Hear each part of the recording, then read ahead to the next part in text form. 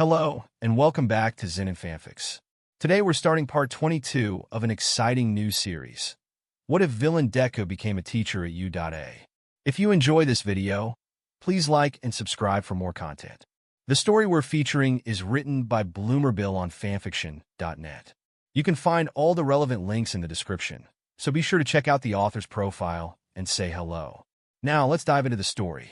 Hawks shook his head as he dropped off another criminal off at a station, then continued his rush to get to his next checkpoint. That was the fifth mugger, and he was behind schedule as it was. Sure, he wasn't going to get anything on Deku-Sensei by sticking to it, but his handlers would be upset if he stopped following orders. So, reaching the water tower, Hawks didn't even have a moment to land before he took off again for the next point, and if he hadn't been eating more meat, he wouldn't be able to handle it, and would have keeled over by now. Thinking of that, Hawks couldn't help grinning. Tuesdays were now his favorite day of the week because he had figured out a perfect system so he could meet up with Zuri safely. All he'd have to do was pretend to go to sleep early, and he could be free to go for an hour. Zuri hadn't seemed to mind doing his shopping later in the evening with him, and Hawks was so happy he could still see his friend. He couldn't remember when was the last time he could talk with anyone as a person and not a hero before Zuri, and loved every second of it. Sure, the meat was why he started seeing Zuri regularly, but it was the companionship that made it worth the risk. Zuri was a great kid, and Hawks loved listening to Zuri ramble on and on about whatever while he ate his meat. And while most people wouldn't understand how hearing about ants would be more thrilling than heroing, Hawks very much did not care. Hawks wondered just what he should get himself this time around, though. Maybe he could try the lizards Zuri suggested, or should he stick to mice since their bones were easier to chew through? As he recently learned when he brought that rabbit a couple weeks ago, the fact his teeth were fixed to look more human meant they weren't as strong and couldn't chew through larger bones, which would have sucked if Zuri hadn't shown him a way to break open the bones so he could get the marrow inside. Maybe a bird would be better? They should have fragile, hollow bones perfect for his dull teeth to crunch through, but they might cut up the inside of his mouth because they break up so easily. He'd need to ask Zuri since he probably knew about that kind of stuff. Hawks landed on a perch staring at a bridge and took a deep breath and a sip of water, glancing over at the water and wishing he'd have the free time to try something Zuri had shown him. Some birds that would graze the water with the tips of their wings, mainly because that it had looked so cool and would be a great PR move during a charity function by the water. While he was lost in thought, he felt a sudden change in the wind pressure, and having been jumped by Raijin so many times, Hawks reacted at once, flinging himself into the air and two long feathers in hand searching for any trace of rabbit ears. "Well, you're a jumpy one, ain't you, kid?" a woman said, and he saw Mirko, the rabbit hero, and he couldn't help wishing he could scowl at her. "Heroes are supposed to be ready for anything, right?" he coolly replied, setting himself back down as he took another sip. "What are you doing in my neck of the woods? Weren't you patrolling up in Hiroshima?" Hawks questioned. Heroes weren't supposed to change patrol routes without a heads-up at least, much less without coordinating with the heroes already working the beat a hero wanted and on. It wasn't even all about marketing mumbo-jumbo either, because heroes needed to know who was around to plan their patrols accordingly. Mirko scoffed, "Hiroshima's stomping grounds are getting too crowded. Need to scout out new territory, and I heard you've got yourself a rabbit problem up here." Mirko told him with a sly grin as she leaned an arm on his shoulder. Hawks held back his wings from doing anything more than twitching with his irritation. Mirko was a free spirit, as people nicely put it, but Hawks' bitterness with her blatant liberty compared his own made him think of her more as an intrusive species that went wherever she damn well pleased. He wasn't the only hero who had a problem with her breezy attitude and horning in on their patrol territory. But it was her mention of rabbits that made him even more sour with the woman. It had been no secret that the Vespas were getting bold with the heroes down here. Or more specifically, that Vespa Raijin loved to strike during his patrols and would lead him on goose chases before knocking him out cold with an electric kick. Hawks hated the large horse pills he needed to take now to keep his brain safe from the recurring shock damage. His companion Mirko was quite well known throughout the hero community for being able to catch the Vespas like no one else, probably due to the fact she had a quirk that let her move just like them and had their hearing, so it would be much harder for them to lose her. And he had not appreciated the reminder of his failing. His handlers had already been quite clear with their disappointment. "Right," he pleasantly responded, wishing he could have spat the words out instead, but he had some pride when it came to his persona as a carefree hero himself. "Hope you find somewhere to settle soon, Mirko. I need to get back to it before someone at HQ gets on my tail for lazing about. Hawks said with a wave, and he shot off into the air, hoping he wouldn't have any other run-ins with her. That hope was dashed when not seconds later Mirko jumped up in the air with him. Don't think you're going to ditch me that easy, Tweety. Let's have a friendly competition, yeah? Mirko boastfully told him before falling back to the ground. His reaction to the sudden usage of the nickname was all but visceral. You don't get to call me that. He screamed in his head with his fists clenched. He didn't expect that he would be so angry over it since Raijin called him that from time to time, but it felt so wrong to hear Mirko say it. Tweety was a name that was special. Raijin might have been the first to call him that, but Zuri had made it his. And it was a name that was only to be used for his time with Zuri, and when he was free of all the things that being Hawks required. Let's see how many crooks we can catch before the end of your shift, Tweety. Mirko challenged with a smirk after she bounced up in front of him, breaking him out of his thoughts quite sharply. But he grinned down at her with a pointed one of his own. Think you can actually keep up? Hawks replied and dove down, and picking up a good 80 kilos from the dive. The goggles were the only reason he could do this since his eyes watered from this kind of thing. He used to not need them, but after his operation he couldn't keep his eyes open for his dives anymore. Underscore underscore underscore underscore underscore underscore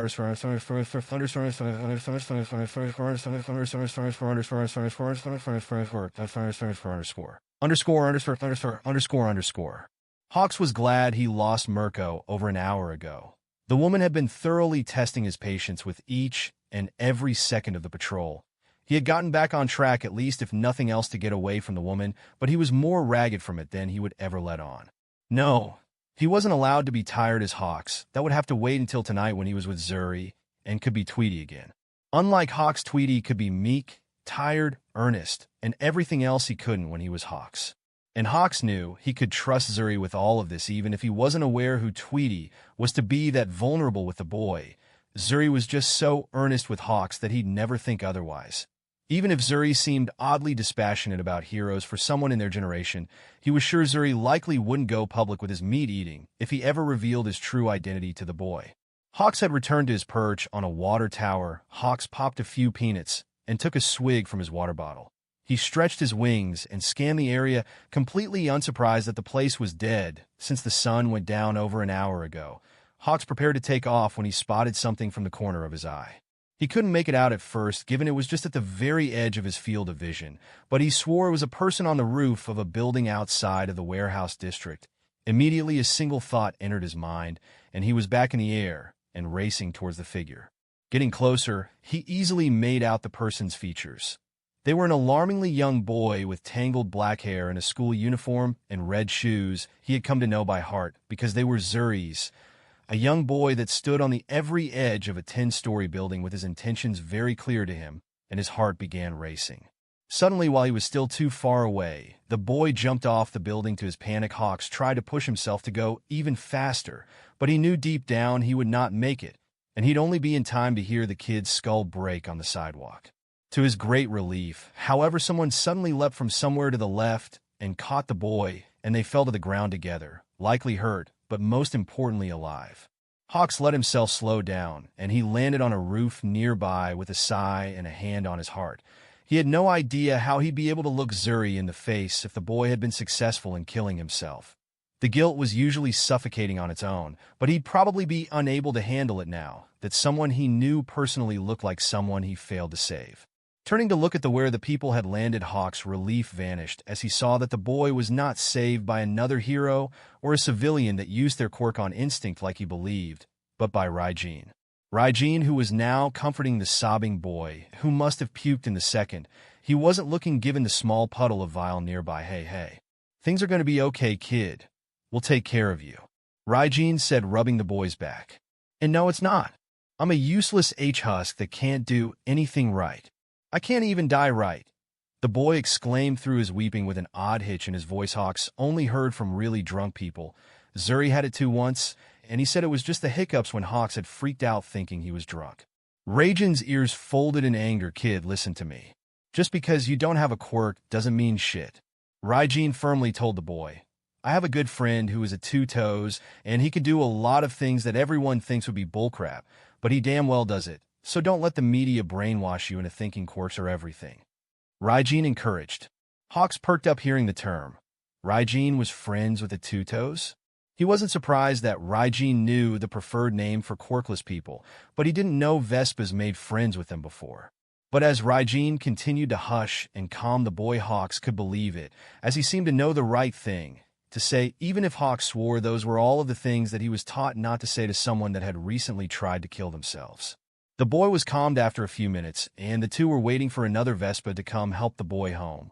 One that was on scene in seconds, and when the boy thanked Raijin for staying with him, Raijin scoffed and waved the boy off. "It's nothing, kid, and if things ever get too much for you, just come find one of us. We can find you somewhere safe to stay and a job." Deku-Sensei would never turn a Two Toes away. Raijin promised with a wink. Hawks blinked. Deku-Sensei had a fond spot for Two Toes? Well, that was interesting to hear, though he wasn't sure how useful the knowledge was for his investigation into the man. Maybe Deku-Sensei was close to someone quirkless and had a soft spot for them in general? The boy was taken aback. Really? Even though I just dashed, the boy stopped, ducking his head, hugging himself. Of course, kid, Deku-Sensei knows the statistics for Two Toes. He'd be more surprised if he met a Two Toes your age that hadn't tried to off themselves at least once. Raijin assured, and Hawks knew he was saying something else, but his mind was hung up on those two sentences. Statistics? What statistics? Hawks knew Two Toes were rare in Japan, but what the hell did Raijin mean by that? And why would anyone think that a Two Toes trying to kill themselves was to be expected?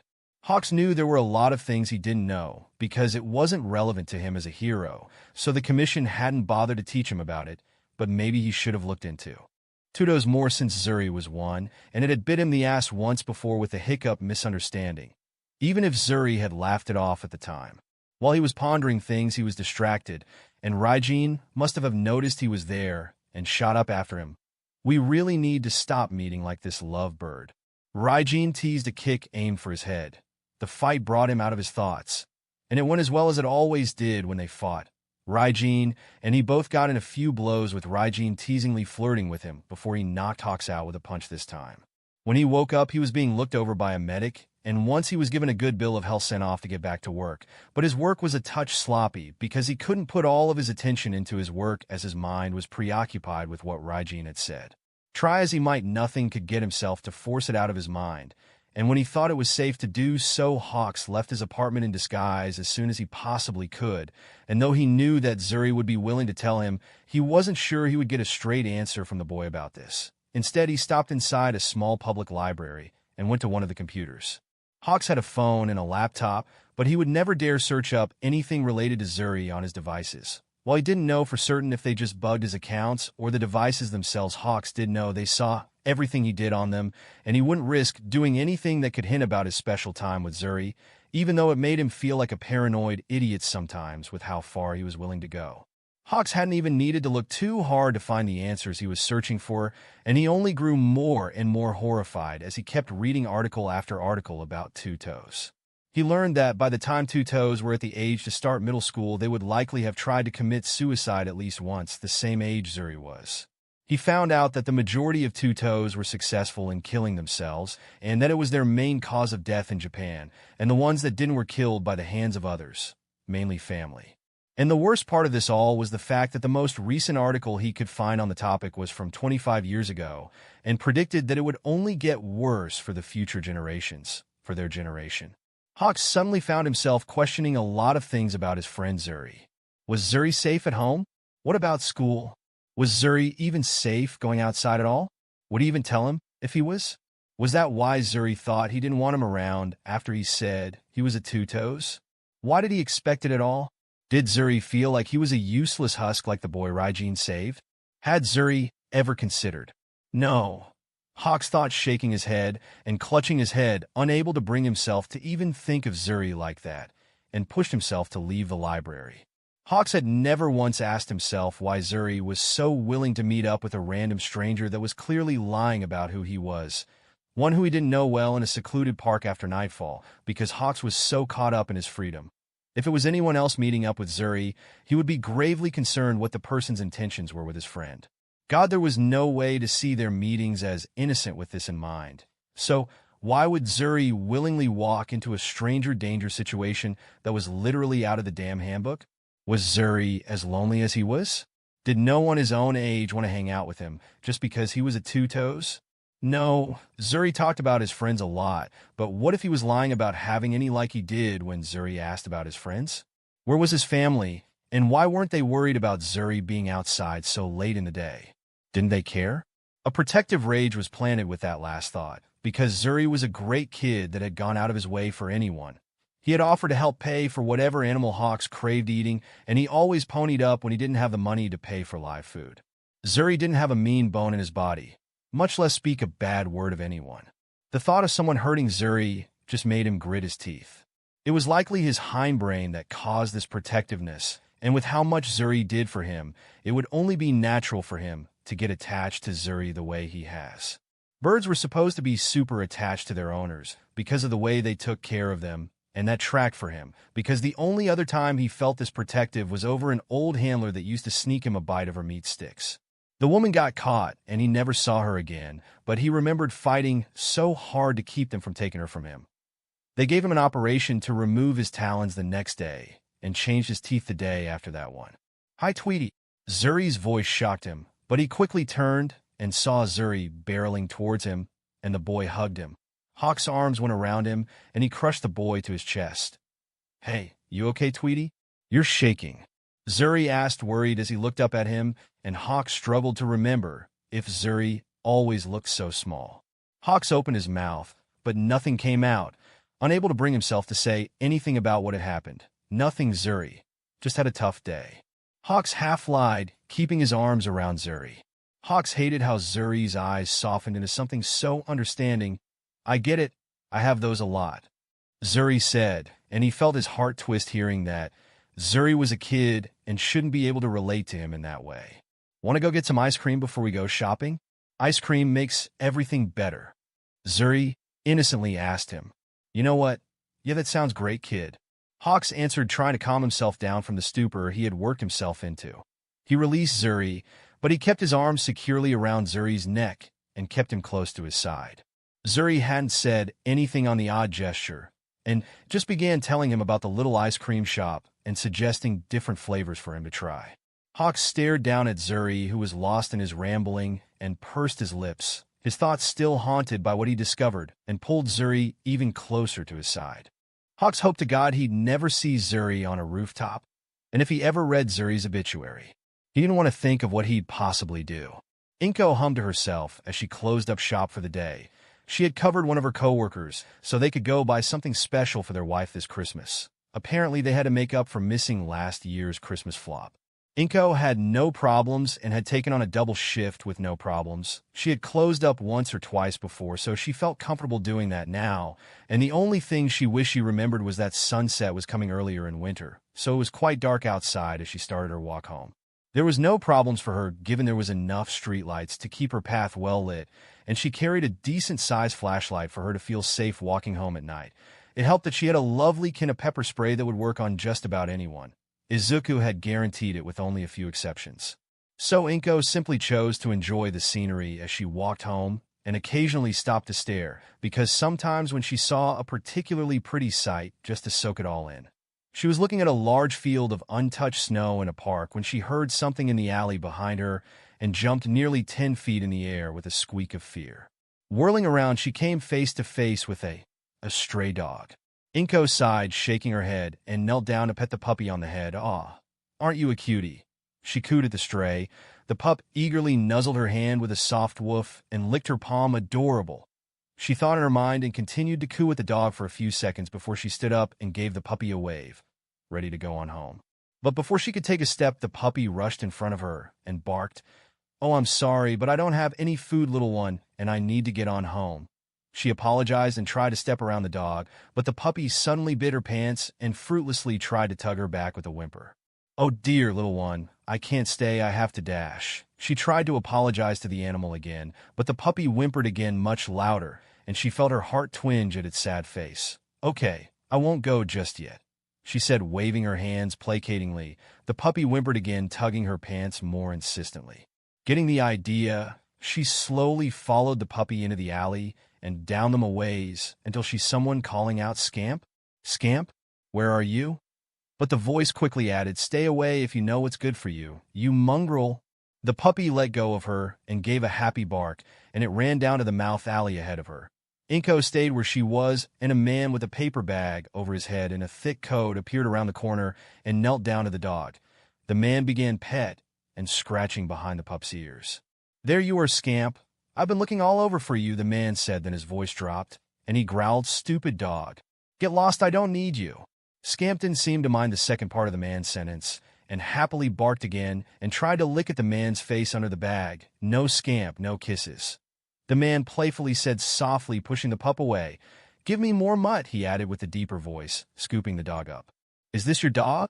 Inko managed to ask, and the man jumped with a gasp, apparently not noticing her before then, and Inko supposed she should have expected that given that the bag only had 2 eye holes in it. "Oh, I'm sorry, I didn't mean to surprise you."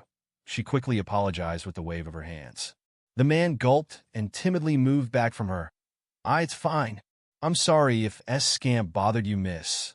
The man replied, but quickly reversed his demeanor and waved a threatening fist in the air. "You're a bitch and deserved everything the mutt did to you.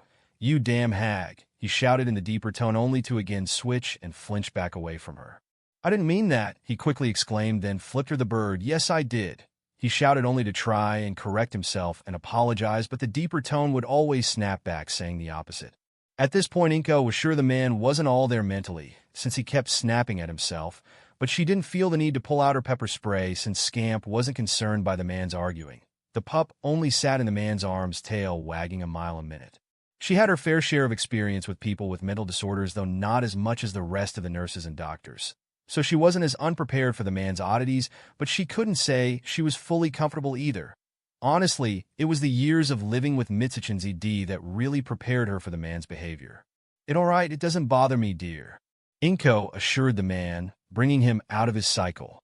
Not feeling any negative intent from the man, Inko decided to take a page out of her son's book and smiled at the man. "Please let me introduce myself properly. I'm Riya," she said with a slight bow.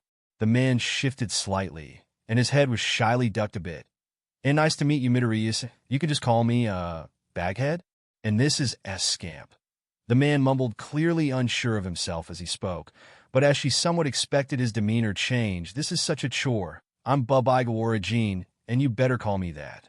"I don't know this mutt," he exclaimed before slapping his free hand over where his mouth should be, likely horrified, and she understood why he would do that.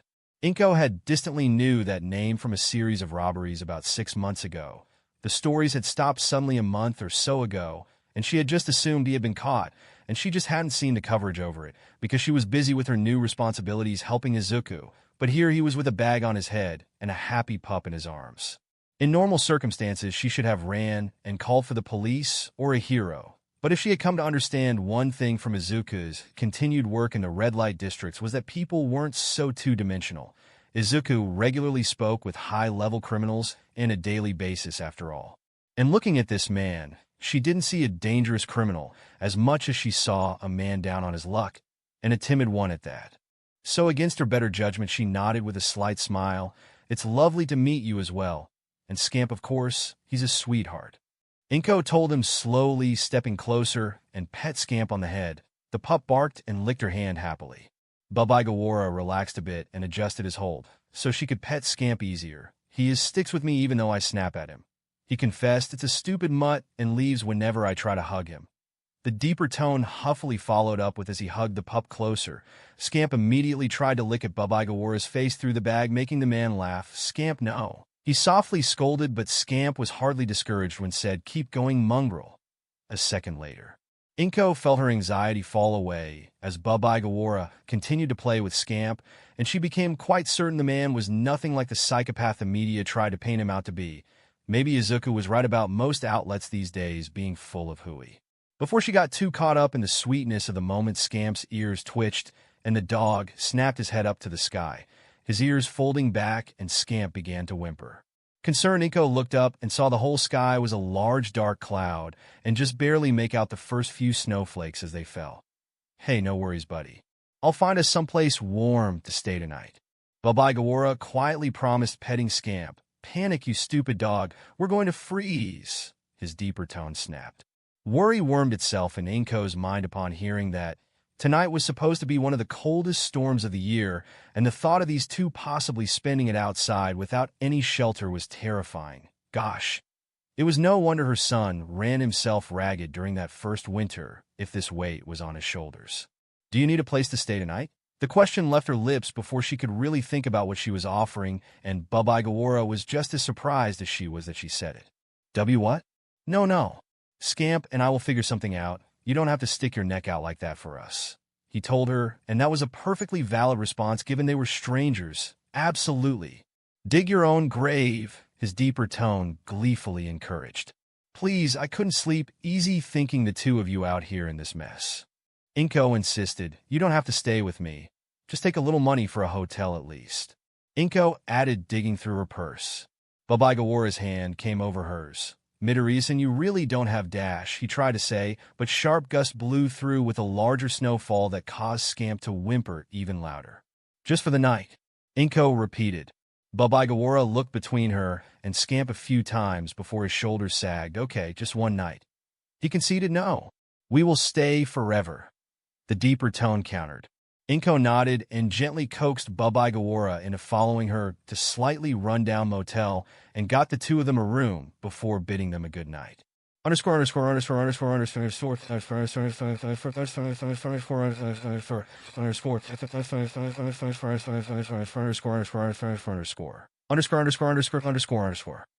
not be the last time she would see Baba Gawara or his dog. Inko started to keep dog treats on her because of how often Scamp would run up to her, normally with Baba Gawara following shortly behind, or the pup would bring her to the man if he had been unable to follow him completely.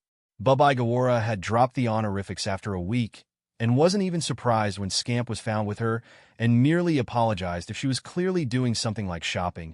Inko hardly minded and found his arguing with himself a bit amusing when it wasn't a serious fight. And she found the company helped the ache of her empty nest syndrome just a touch. Though she had come to notice that Baba Gawara didn't seem to have much money and would mutter quiet thanks to her for the small bits of food for Scamp. She had offered to buy small bags of food for Scamp, but he would always turn her down, always saying he didn't wish to bother her. It hurt to see the two of them scrape by, and frankly, she couldn't understand how Izuku handled knowing so many people living like this. His almost frantic efforts made far more sense to her now that she was seeing it in person for the first time. At least Izuku had managed to get them into letting him help them, and she wished she knew more about how he did it. She had eventually broken down and called up Izuku for his advice when she saw a large chunk of cloth used as a bandage for his hand. Izuku wasn't shaken up about her hanging around with a confirmed criminal, and she supposed he wouldn't mind given his own company nowadays would probably be much worse than a bank robber, and he had some good advice for how she could help Baba Gawara. She had talked about it for a couple hours with Izuku before coming to a solid plan, and she had done her best to calm herself before she approached Baba Gawara with it the next day. A job? He questioned in one of the rare times when the deeper tone didn't counter it, likely from his shock. Inko nodded. Yes, my son has an opening for a delivery person. It's a dangerous area, so he doesn't really care too much about background checking. You'd probably fit in well with the rest of his staff, actually. She commented, hoping it sounded as offhanded as she wished it would. Baba Gawara was quiet for a while, and didn't mention it when he started talking again, and she was content with leaving it at that for today, then call up Izuku when she got home. But just as she was about to leave, Baba Gawara gently grabbed her sleeve with a gentle tug. I'll think about it, Midoriya. He muttered, don't hold your breath, bitch. The deeper tone snapped. Inko smiled and nodded quite chipper before heading home. A week later, when Scamp had a broken paw, did Baba Gawara ask if that job was still available, and she was all too happy to tell him it was. The job was made for him, specifically, so it would always be there for him. Well, Izuku would have made that job at some point. She had only caused it to be made a touch sooner than it would have on Izuku's own volition. Inko would merely be happy that Baba Gawara and Scamp would have a roof over their heads soon. Izuku knew that he didn't have the best luck, so when he got a call from his mom about what she could do about Baba Gawara, he took it for what it was and helped his mom to help Baba Gawara. He was overjoyed when he got the call that Baba Gawara was going to take the job. Baba Gawara was something Izuku had been searching for, his quirk. Double would allow Izuku to do something most people could only dream of, being in 2 places at once, but better since he could be in 3 places since Baba Gawara's quirk's limit was 2 copies. Izuku hadn't told his mom about that second part, because he wanted to ask Baba Gawara this in person. He had no idea how the man would take his request and preferred asking such a thing in person. Babagawara was quite receptive to the other part of the job to his surprise, but Izuku supposed that he was paying the man more than enough to not question such things. Or it might have been being revealed as the Deku-Sensei, because the man nearly had a coronary after Izuku introduced himself as that. Given he was technically a wanted criminal, Izuku had asked him for an alias for the legal issues, and the man settled on the name twice after some arguing with himself, which was a touch concerning, so Izuku would have to look into getting Madison to talk with twice. But more than anything, Izuku was glad to have two more of himself running around that he hardly cared he was going to finish the structural engineering degree so soon. Granted, 6 months was much longer than most of his degrees, but it was shorter than he hoped. At least he could get prepped for his next degree sooner. He also had to deal with there being 3 of him in a single room, but he adjusted to that quickly enough. Since he was indulging in his less than savory side of his clients more often than not, and employing less than legal characters, it was only natural to consider a law degree. And if it had anything to do with his rescue efforts with Tenko and Kurogiri, then that was his business.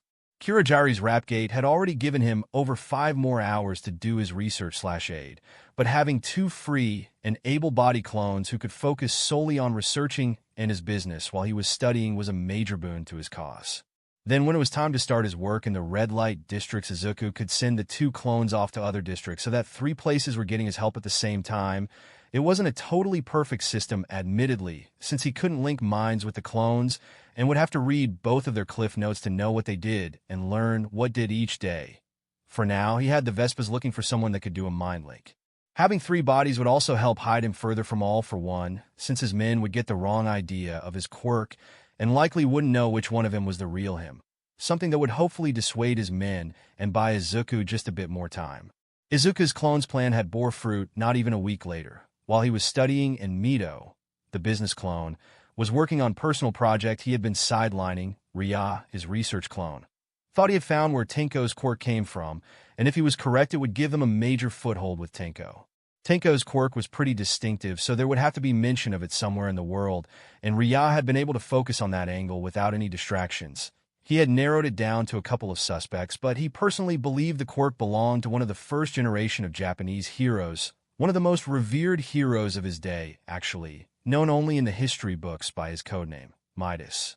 Accurate data from that point in history was hard to get normally, but the government kept good records of the first generation of heroes, and you just needed to know where to find it, and the Vespas were one of those places. So Izuku got his hands on a copy of Midas's file, and while it was gut-churning to read some parts as he was reminded of that time's point of view of quirk people, it had ultimately sold him on Tenko, having that specific quirk.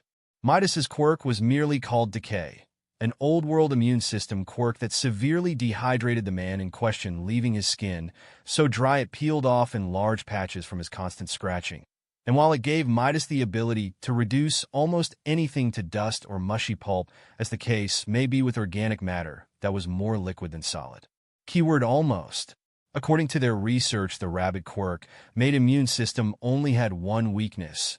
In a weird twist of evolution, the quirk didn't work on 2 toes, and the antibodies that tore things apart would quickly die off since they wouldn't eat anything from a quirkless human. This oddity was what made Midas such a valuable asset at the time, because they could throw Midas at any small town or city, and he'd destroy everything but the quirkless civilians and allies left standing. And since his own quirk would kill him without continuous treatment, they didn't have to worry about him defecting like other heroes would have. And if their quirks weren't similar enough for Izuku to be convinced Midas had been listed as missing after a raid by the MLA on a government site, and was considered Kia despite there being no body, since no trace of him was found with the MLA after the fact. All Izuku would have to do to confirm or deny whether Tenko was given decay was a simple test that he could perform in person. Since he knew Kurogiri wasn't going to rat him out to all for one, the hitch would be how to convince Tenko to play along without revealing to Tenko what he was doing, since Tenko was still in too deep to listen to reason. You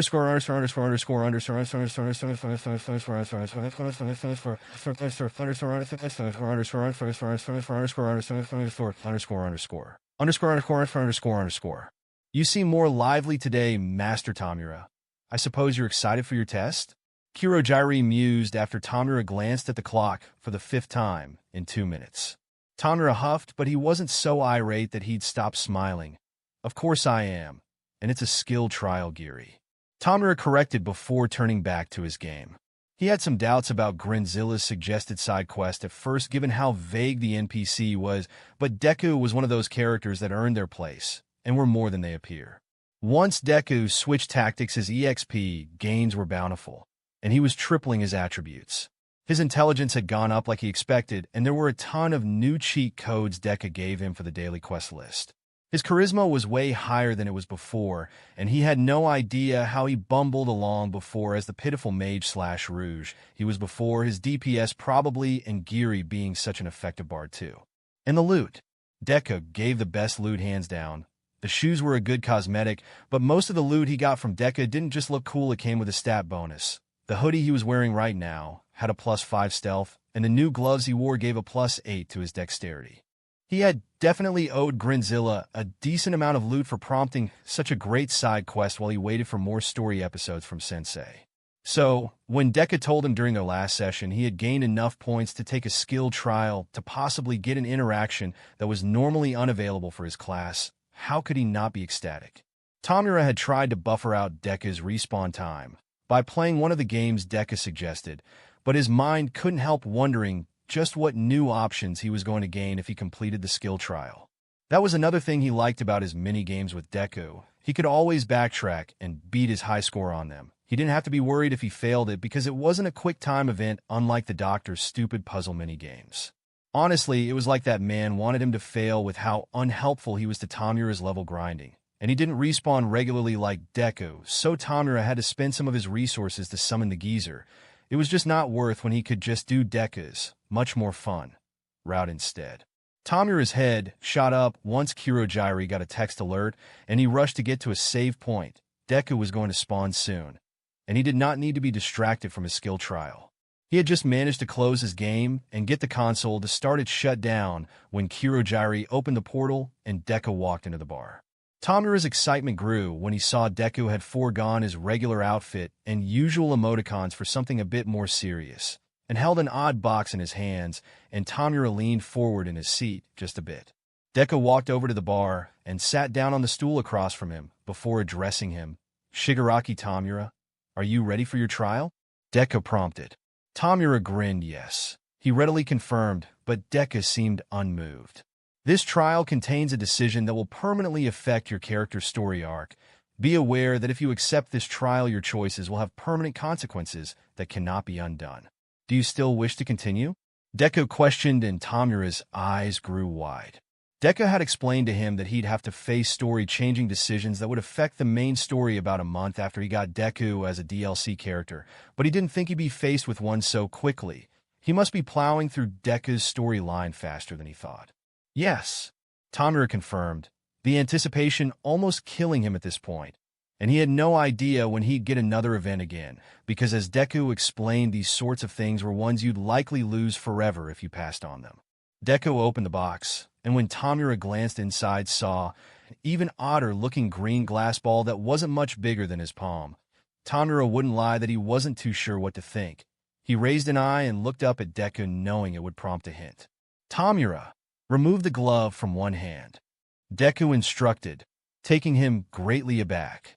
The gloves Deku gave him were hardly taken off ever. His quirk was just too destructive, and while he still used his quirk often, Tomura preferred to not breaking his gaming stuff because Giri had been willing to buy him the good stuff since he stopped throwing the controllers. To continue the trial, you must remove the gloves or forfeit the trial, Deku commented. Frowning, Tomura took off his right glove and placed it on the counter. Deku nodded at the action. You must pick up the orb, then touch it with all 5 fingers to complete the trial, Deku told him. Tomura scowled at that remark. Compared to what he was expecting from Deku, that was so dull. He probably only had himself to blame, though, he guessed with a sigh. He had overhyped the event and made his expectations too high. Even if Deku was a compelling character, so far most games had 1 or 2 duds, even the really great ones. Disappointed, Tomura reached in for the green orb and held it up for Deku to see before he placed his ring finger down on it, fully expecting for the dinky hollow ball to do what every does when he touches it and turn to dust. Except it didn't. Tomura's disappointment was gone in a flash as he stared at the ball. Blinking, Tomura lifted his ring finger, then again placed it down, and was even more bewildered when it still didn't crumble away after. Tomura turned to Deku. How? He muttered, utterly lost, because up until now the only thing that hasn't been destroyed by his quirk was Sensei, and that was because he had a special quirk that prevented his quirk from working on him, something this orb could not have. Deku merely smiled back at him. Congratulate Shigaraki Tomura. You have completed the trial of Midas and have gained the passive skill, Quirkless Ally. This skill gives you the ability to safely touch any quirkless person without causing harm via your quirk at the cost of never being able to use your quirk on a quirkless person again. Deku informed him. Tomura's mouth opened a bit, and the orb slipped from his grip, shattering on the floor. What? He questioned. Instead of repeating his dialogue like normal, Deku merely reached out and pressed their fingertips together. Tomura instinctively clenched his hand around Deku's, and his breath caught, waiting to feel as Deku's hand turned to a bloody pulp. However, after nearly a minute, nothing happened, and all Tomura could feel was how warm Deku's hand was. A bit dazed, he couldn't help gawking at their hands. When was the last time he had held anyone's hand without needing a glove? Maybe before he got his quirk? But he couldn't remember that time, so it didn't count. He couldn't remember holding Sensei's hand since he had been with Giri most of his life. And Giri didn't even have proper hands to hold, so he couldn't count either. Cautiously, Tomura swiped his thumb across the back of Deku's hand. Marveling at the uneven, different texture, he couldn't even place it in his mind what another person's skin felt like. When Deku returned the gesture, Tomura jolted at the sensation it left in its wake, and he shuddered. Remembering something from a few games, Tomura let go of Deku's hand and reached forward to try and ruffle Deku's hair, but froze with his hand, teasingly close to the fluff as years of people falling reared up in his mind. Deku, however, didn't hesitate to press his face forward, and immediately Tomura felt how soft Deku's hair was, which wasn't news to him since he had felt the boy's hair a couple of times before when he was messing with Deku, but it felt different now that his hand didn't have a glove on it. Tomura admittedly got sucked into playing with Deku's hair for who knows how long before what he doing really sunk in. He could touch someone again. Deku had found some way to counter his quirk, and he could hold a person's hand without them falling apart before his eyes. Tomura didn't know why, but the thought of reaching out to someone and being able to hug them made his heart race. Or why it made his eyes start to water, but in a hazy of sorts, without thinking, he rushed forward to hug the only person close enough to. Deku didn't fight and just hugged him back. It took him a moment to realize he was crying. Why? He didn't know, but for some reason he was, and it felt right. It didn't feel bad, so he didn't try to skip the cutscene he had prompted. Eventually, Tomura got his emotions back in check and pulled away from Deku, a touch embarrassed for his overreaction. Deku was a good sport about it, but said their session would be ending early. Tomura supposed that was fair. Finding this skill for Tomura likely took a pretty chunk of Deku's assets to acquire, and neither of them would have the stamina for a quick session after the cutscene they had. Giri had already cleaned up the shattered orb and moved on to sending Deku home to start his cooldown period. A 36-hour wait period before Giri could respawn him was long, but Deku was worth it and gave him the time to do the quests and tasks Deku gave him. And though he was tired, he couldn't help also being excited with the new skill he had been given. His quirk might not be as strong with a debuff that wouldn't harm a fraction of people, and given it was a permanent one, he couldn't reconsider his choice to gain it. He could still kill quirkless people, just not with his quirk anymore, which wasn't all the bad in hindsight. His quirk wasn't that effective as he thought, even at full strength, because it was a slow and painful death for whoever he touched. Maybe useful for torture, but Deku had explained that it wasn't as great of a tool as Sensei, and the doctor believed it was. Shortly after he thought this, a realization came to Tomura. Quirkless Ally was a skill that only gave him the ability to touch quirkless people safely. He had touched Deku, and nothing happened to him, which meant that Deku had to be. Sensei can never know about Deku, he whispered, his heart plummeting. Tomura had ordered Giri not to tell Sensei about his side questing because he wanted to surprise him with his progress, and a part of him had hoped that he could impress Sensei by forming his own connections and doing something without needing to be guided every step of the way. He was even certain that Sensei would approve of Deku and recruit him with how smart he was during the war strategy games, but now that he knew Deku was quirkless, Tomura knew he would have to hide Deku from him. A memory from far back, one of his first that he could clearly recall with certainty, Well, before Sensei's big battle with All Might, Sensei had lead a homeless man in the doctor's lab and sent him off with the doctor. He had remembered asking for the man's name, and Sensei chuckling at him before roughing his hair and saying, "Don't bother Tomura. He won't be around long. He's quirkless." Sensei was a great man, and Tomura was grateful for him, even when he didn't always understand why he did things the way he did. But Tomura knew Sensei didn't like the quirkless. He had watched as Sensei lackeys would gather them up kicking and screaming without a care in the world because of how often it happened.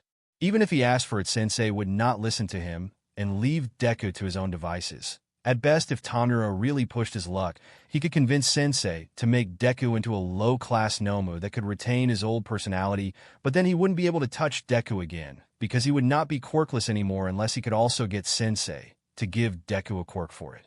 And as cool as a Noma skin could be for Deku, he much preferred his NPC as he was.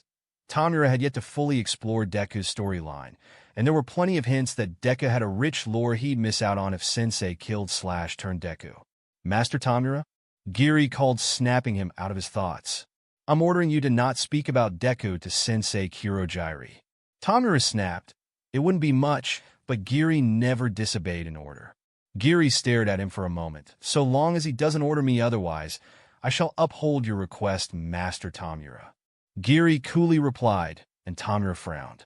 Giri's answer was disappointing but expected. He never stood up to Sensei, but this was likely the best Tomura could have hoped for. So he said nothing and turned to stare at his right hand, the phantom sensation still tingling his nerves. Izuku sat with Elmo in a 24 cafe as he waited for the campus to open so he could get his finals over with and start on his law degree. He would have waited on the campus, but it was snowing and Izuku didn't fancy giving himself a cold, even if he had Riya and Mito to take his place. Besides, this cafe was a nice place to slow down, and it had free Wi-Fi for him to do his work. He was searching for gifts for his friends online. He had already gotten his mom's present, but figuring out what to get each of his friends was proving a touch more difficult. He was thinking of a new set of weighted cuffs for Achiko-chan to use to get used to working under more gravity. Mizo-kun would appreciate a new set of masks, but that would be expected. And Izuku was stuck between paying for an official weapons course or asking one of his students to help Awakuen learn to fight. Then there was Katsuki. He wasn't too sure if he should get him a present, or what to get him if he was being honest. Izuku and Katsuki had been writing to each other often. It was tough in the beginning having to censor himself very harshly to keep himself from tripping up and forgiving Katsuki, but it was nice talking to Katsuki again, and he told Katsuki some of the things he had gotten up to. Elmo was good company as well, helping Izuku improve his Spanish since he had fallen behind on picking up other languages with everything else going on. He had basic communication in it, and a few others, but he didn't have the time for fully learning other than Russian with Yuri-san. How much longer? Izuku couldn't help asking, and Elmo glanced at his phone. "An hour." He answered, and Izuku let his head hit the table. Elmo merely patted him on the back. "Hey, some of my cousins found this guy with a quirk that sounds pretty cool. Want to see a clip of it?" Elmo offered, and needing the distraction, Izuku nodded. Elmo brought up the clip, and Izuku watched as a man twisted an empty can into a glass bottle. "Does he have a recycling quirk too?" Izuku asked. "Don't know. There are a few more. Guessing you want to see them too?" Elmo asked, and Izuku nodded. Izuku watched mildly fascinated as the man kept turning one thing into another by just twisting his hands around the thing, muttering his analysis under his breath since he had yet to kick that habit. At least he was able to do it all in Russian now. Elmo had managed to keep him distracted with a few other quirk clips for the remaining hour, before reminding Izuku the office was open now, and he could go to the building. Izuku grabbed his things and quickly rushed off to get himself registered. He had picked a time much earlier than his usual, so he could have some time to debrief with Riya and Mito before his mom jumped him with another graduation party. He knew he wouldn't be able to dissuade her from throwing him one even if he asked, so he would just have to plan around it and lie to her about when he was taking it. It made him feel slimy inside, but he wasn't completely lying about spending the morning helping his students. He went through the regular dog and pony show of going in and signing with an administrator before heading off to the building he'd take the test in. He wouldn't need a guide since he'd been to the same building for his teacher's degree. The professor overseeing the exam didn't quite like him. Whether it was because of him being at 2 toes or younger than 16, it hadn't affected his final grade too much, and he had his SED, structural engineering degree. in hand after his 3-hour exam. Izuku walked off to his car and drove to the south side, parking in front of one of his lots, and headed inside, texting Kurojiri the coordinates for his meeting place. And when the portal showed up, he didn't hesitate to step inside, and thus was taken to an old office building in a business district turned red light district. The room he was in specifically was the only office that was workable from Riya and Mito's handiwork patching it up. It had running water and a mini generator to power their mini fridge, laptop, and Wi-Fi booster. The door was the only way out, and the bathroom was all right. The walls, their desk and shelves were covered head to toe in different notebooks and little post-it notes with code scribbled on them. Riya and Mito were both here and engrossed in their own tasks and hadn't seemed to notice them just yet. Izuku wasn't offended since he also got lost in his own head, and it was interesting to see it from the other side, though he privately reminded himself to get some lessons on spatial awareness from someone. Riya was wearing a pair of headphones, and his fingers were typing away on his laptop at lightning speed, muttering in Russian. Mito was scowling as he paced the room, also muttering in Russian while he proofread one of his notebooks, only stopping to glance at his cork board full of names, but noticed Izuku standing there. Mito blinked and glanced at his watch. He cursed under his breath, and he poked Riya's shoulder, getting his attention. "Sorry, is it your turn?" "Oh. Hey, Ori," Riya said with a wave and took off the headphones, so he could hear them properly. "Guess Mito and I lost track of time." "Huh?" Riya muttered, embarrassed, as he rubbed the back of his neck. Izuku nodded with a smile and sat down. "Yeah, but I only got here a few seconds ago, guys," he assured them, and both of his doubles looked a touch less flustered. Mito took his own seat at their main table, while Riya closed the laptop. "Who's going first?" Izuku asked, and Riya's hand rose. "All right. How are things going, Riya? Make any headway on those theories?" Izuku inquired. Riya puffed up with pride. "I have, and I stumbled across something that could help us in our future case against Todoroki while I was scrolling through the public court database," Riya told them, and successfully getting both of their attention. Without waiting, Riya jumped to his feet and rushed over to his desk to fish out a notebook, then handed it off to Izuku. "I know the main concern we've had of the fallout was what would happen to Shudo. As the only child under 18, he would either fall under the custody of a family member or in the foster system." Riya explained, and they both nodded. Given his only living brother is in college and working a job, he can't take custody without dropping out and finding a suitable place to live, which makes him getting custody a hard sell. His sister looks good on the surface with a stable job in childcare, but according to my sources, she has a bad case of denial when it comes to their father's abuse, if not outright Stockholm Syndrome, which could lead to her gaslighting Shudo about the abuse if she isn't already. Riya listed off, pacing as he did. Dobby would be an ideal guardian. He could get a safe home for Shudo to live, has a stable, high-paying job, and he'd certainly be a great help undoing whatever mental trauma he has with fire specifically. But Dobby would have to come forward as Tuya, which is something we know nearly caused him a panic attack.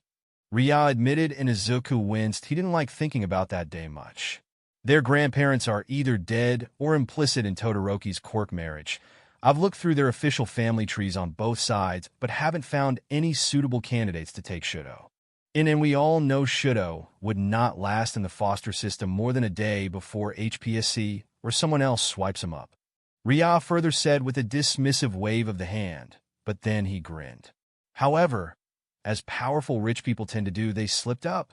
Riya, and he walked over to the portable projector and plugged it in, placing in some slides. About 24 years ago, rumors spread that the Himuras were fighting because of an affair, something that was denied for obvious reasons. But the Vespas confirmed that Himura Shigeo had an affair with a junior staff member at his company. Riya explained, showing a picture of Dobby's maternal grandfather and some woman with pale blue hair, and definitely not his wife. A year after she was fired, the woman had a baby boy named Geeton and received a monthly check from the Himuras for 18 years, all but confirming her son is Rei's half-brother, one old enough to take guardianship over Shudo. Riya told them before showing a slide of who Izuku believed to be Geeton. A young man in a sharp black suit with nearly white-blue hair and blue eyes with thick eyelashes matching the woman previously. His face, while cold and harsh, shared a lot of traits with the pictures of Rei's side of the family Izuku had seen. "I've been looking into him, and I think he might be our best bet at keeping Shudo safe if Dobby doesn't want to reveal himself. But there is one issue. According to the Vespas, he's a part of a very radical sect of the MLA and will need some de-brainwashing before he'd be a capable guardian. Riya admitted, rubbing the back of his head. Mito crossed his arms and leaned back. He shows promise, and we all know they need more family unrelated to Endeavor, but I'm not sure we'll be able to de-escalate Geeton in time for him to be good for Shudo.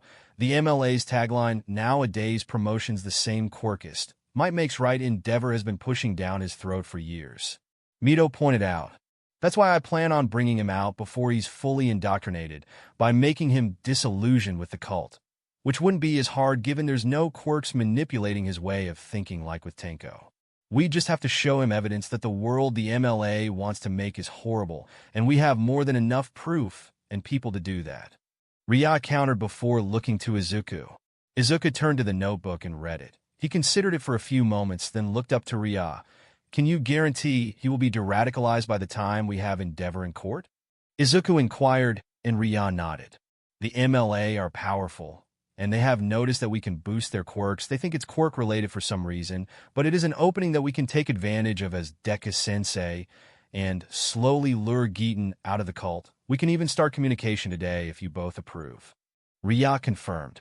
Izuku looked at Mito. Mito shrugged, and they turned back to Riya. Approved, they both said, and Riya looked downright giddy. Anything else? Izuku asked, but Riya shook his head. Afraid not. While I've made headway, I'm not at a solid point with any of the other theories yet. Our quirk theory headcanons have been a bit more promising, and I've added them to our reading material like always. Riya replied, grabbing up his stuff and sitting back down. All right, what about you, Mito? Izuku prompted. Mito passed him a notebook as well. Profits are up by 2.3%, and I'm working on closing the deal on the nice old clinic in Hokkaido. We've seen an increase in sales now that we have twice getting things for people in the south side. We should think about opening similar positions in the other areas. And we just have to get another building in Yaizu, and we'll have 2 properties in every red light district outside of all for one's influence. Mito explained to him. And there have been repayments from the gangs, roughly 56 million yen in all. The Kells gave us nearly 2 million yen, since Isla was an important granddaughter or something, so they gave us a lot more than the usual troublemaking fees. Mito commented offhandedly as he flipped through a notepad, but most of that was from Yusan. I talked him down from giving us 75 million alone. Not sure we can keep him from doing that next month. Mito told him apologetically. Izuku shook his head. Of course Yuri-san would do that. He and the Vespas were Izuku's main backers, and the only reason Izuku wasn't as upset by the Vespas' money was because he technically earned their money by teaching their kids, and for making his quirk analysis, Yuri-san did it just because. Since it was ultimately what helped him buy up more land, Izuku supposed he shouldn't complain too much, but he didn't want anyone thinking they could bribe him to stay in his good graces. I'll try to talk with him. Phrase it to be more about my independence. He's more likely to listen then.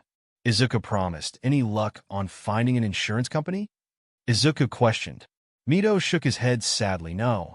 None of the smaller companies could handle our regular claims for damages, especially by the heroes.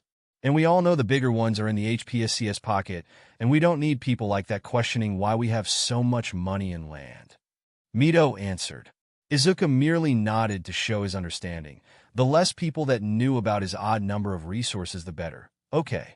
Anything else to report, Mito? Izuku asked. Mito pursed his lips as he was thinking about playing the stock market, but I don't feel confident enough any of us know enough about the global econet to bet our money there. Mito responded. All right then, I suppose it's my turn then? Izuku guessed, and the other 2 nodded. Izuku reached into his messenger bag and gave the 2 of them a notebook each. Here's our updated list of contacts and relationships. Setsuno still isn't responding to my texts. I think it's time we accepted he might not contact us again. Izuku somberly explained. Both of his doubles were deeply saddened and a touch hurt, but didn't say anything as they read through the notebooks, flipping a page a second before nodding to themselves. It's his choice. Riya muttered. I'll get to work adding these new names. Any chance you have thought of a better title? Mito questioned, adding the phone numbers to his phone. I have. Izuku answered, his gaze falling to the board above Mito's desk. Well, what are we calling it then? Mito asked, because despite doing most of the work compiling the novel Mito, Both he and Riya refused to name it and pushed giving its title back to Izuku.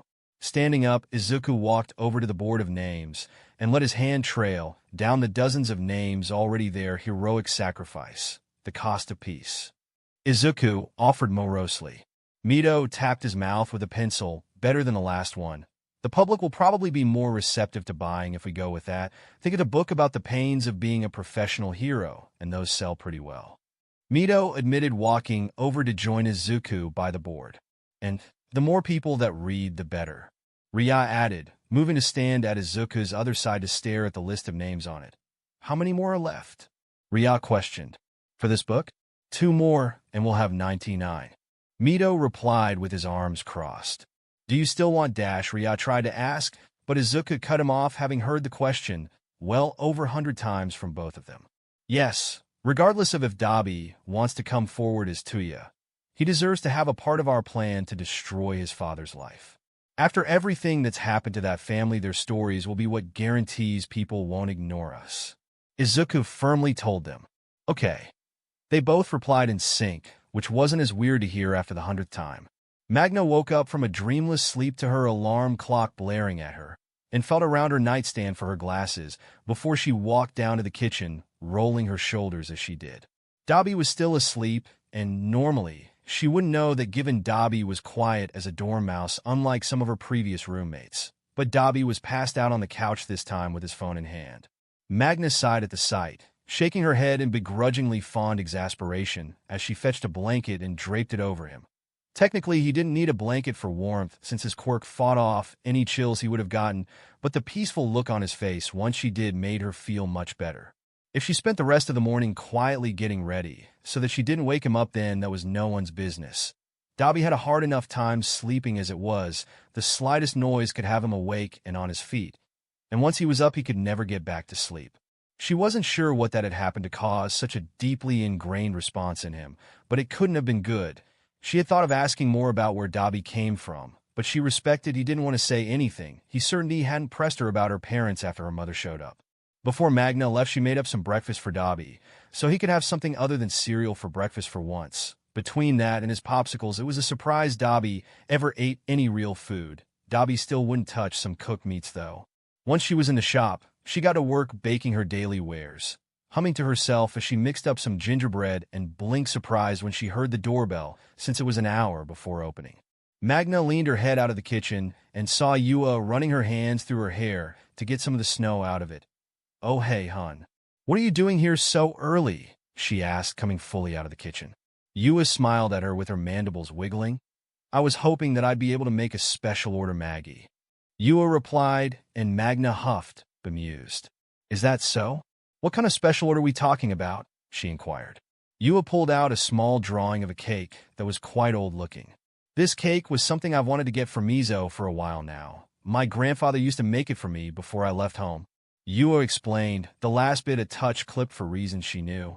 Magna also knew better than to point it out or bring it up. "Okay, hon, any flavor in particular?" she inquired instead. Yua happily clicked her mandibles. "Vanilla," she replied. Magna wrote it down. "Got it? Why don't you take a seat, Yua? Not opening for a while, and I wouldn't mind the company." She offered, nodding back to the dining area.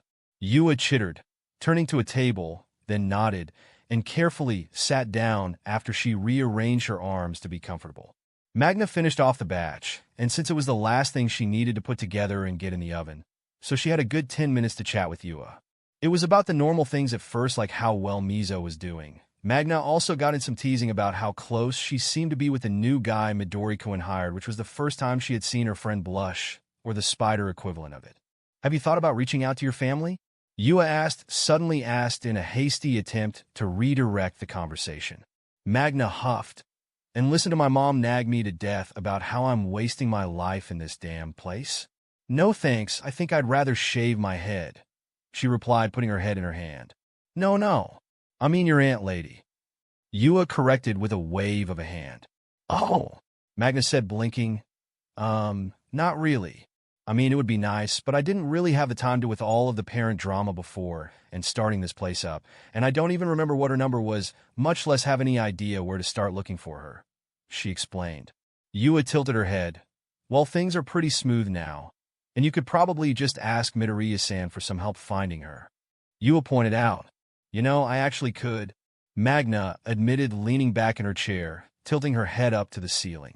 She hadn't thought of her aunt in years. Magna had pretty thoroughly written off ever seeing Aunt Lady after that big blowout with her parents. She tried to find her aunt's number in her parents' phone, but it had likely been deleted, and it wasn't like her mom ever got along with her sister before that. She couldn't remember the two meeting without a fight occurring.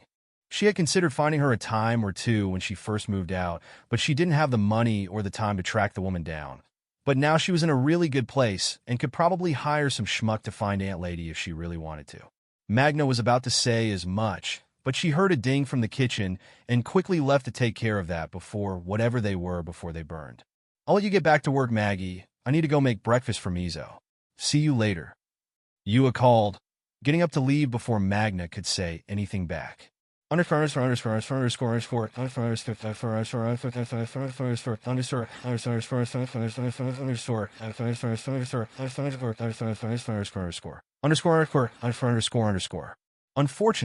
Yua's attempts to distract her were far more effective than she planned, because now that Magna was made aware of the fact she could reach out to her aunt, the idea had continued to float in the back of her mind, even many hours later, as she was nursing a cup of cheap wine on the couch. Something wrong, Red? You keep spacing out like this, and I'll have to call the hamster to bring you back to Earth. Dobby questioned, and she jumped. Magna had thought he was still in the shower, and turned to see him still drying his hair with a towel. She wondered how long he was standing there, then just sighed and slumped back, sinking deeper into the couch, and took a sip from her glass. Been thinking about my aunt. Magna answered. Dobby gave a soft grunt in reply and leaned against the nearest wall. What about her? He inquired, crossing his arms. Wondering if I should call her or something. I haven't seen since I was like 10. Magna confessed, the alcohol loosening her lips just a touch. Normally, the two didn't talk much about their families, coming to a rather quiet understanding that neither of them had happy home lives, and that any drunk ranting about them was to be forgotten the next day once they were sober again. Dobby pursed his lips. She in any way decent? He questioned, a touch more uncertain. Magna couldn't help snorting at that. Oh yeah, no idea how she and my mom are related. They said they had the same dad, but I just can't see it. Magna told him. Then what's the problem? Just go knock at her door or something. Dobby suggested. Magna groaned and threw her head back. I don't know, wouldn't it be weird or something? It's not like we stayed in contact after the big blowout she had with my mom. Wouldn't it be creepy to just show up at her door after all this time? And I look pretty different now, so she probably won't even recognize me. Magna replied, her tone way sulkier than she intended it to be. Dobby frowned, looking away from her, his right hand twitching a bit before he pushed off from the wall and collapsed on the couch beside her. Look, Red, I can't really relate to you about this thing with your aunt, considering my family was fucked up 3, no 4 ways to Sunday, but if you think there's any chance of building bridges with her, then you should probably go for it. Dobby encouraged, surprising her. Really? She asked. Dobby hesitated. Yeah. If I hadn't burned all my bridges with on my side of things, I'd try to reach out to the people who weren't complete assholes. Dobby admitted. I doubt they'd want anything to do with me now, but it would be better than wondering for the closure of it, I guess.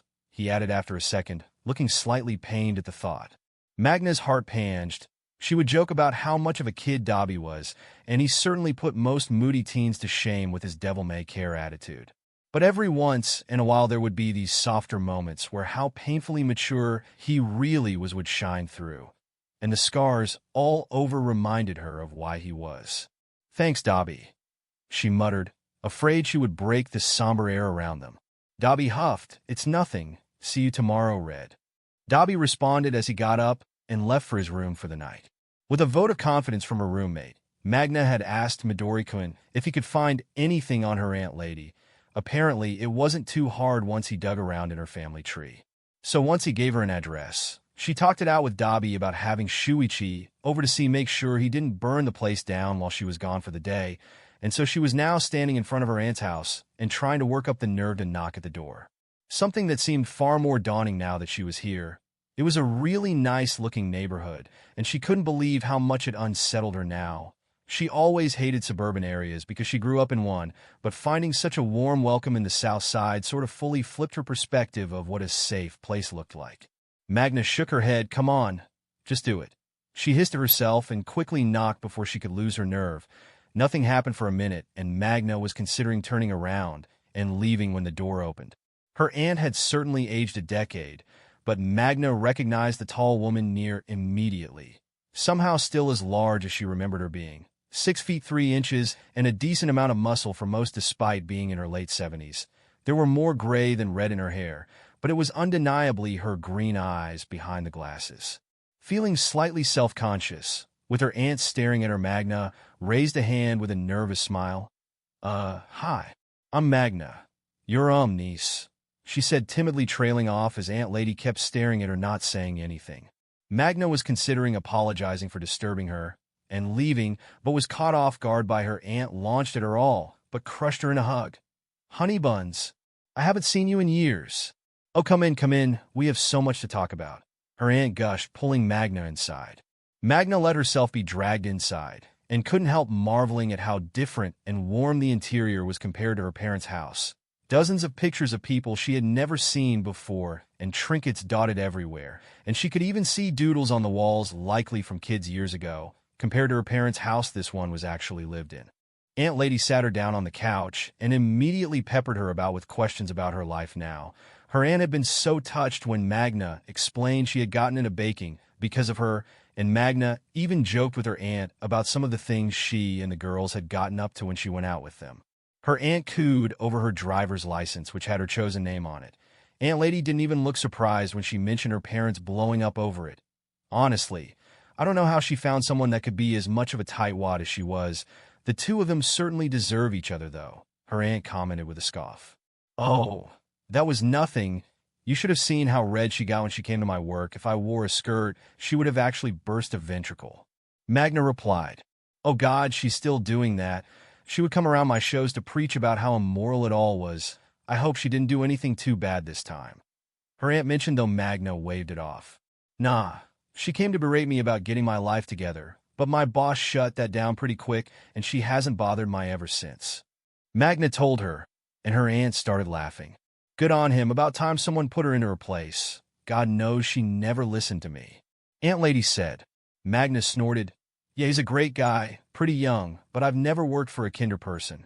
Magna commented on thinking about all the things Midori-kun did for people without thinking, and he was a total saint compared to her previous employers.